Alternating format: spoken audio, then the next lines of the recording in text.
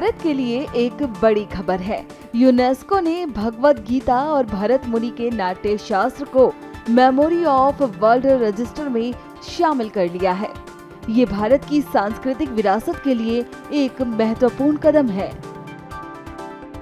प्रधानमंत्री नरेंद्र मोदी ने इसे भारत के लिए गर्व का क्षण बताया है।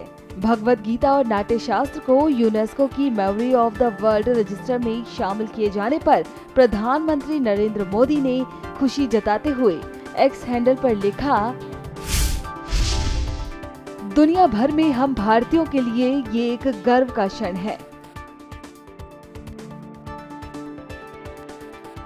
यूनेस्को के memory of the world register में गीता और नाट्य शास्त्र को शामिल किया जाना हमारी शाश्वत बुद्धिमत्ता और समृद्ध संस्कृति की वैश्विक मान्यता है।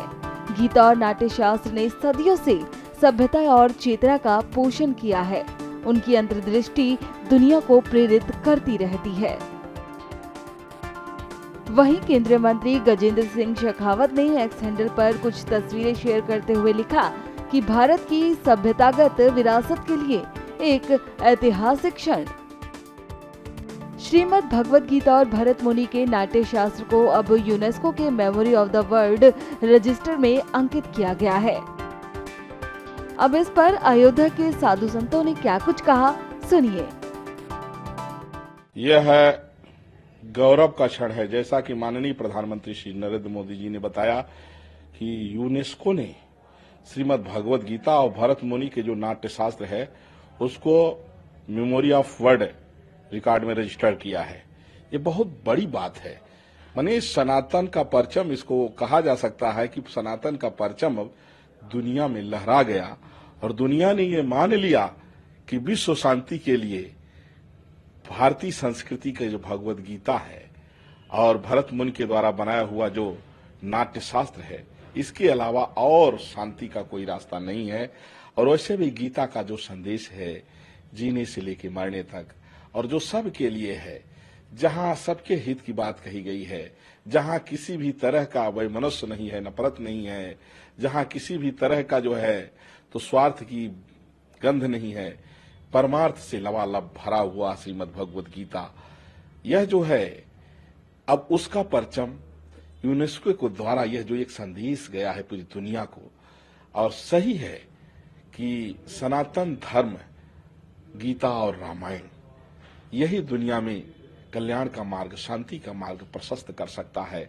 बाकी और कुछ भी कर ले व्यक्ति, सब जगह अशांति और स्वार्थ, वैमनस्य, दंगे फसाद, झगड़ा, और अगर शांति चाहिए तो गीता और रामायण का ही रास्ता अपनाना पड़ेगा।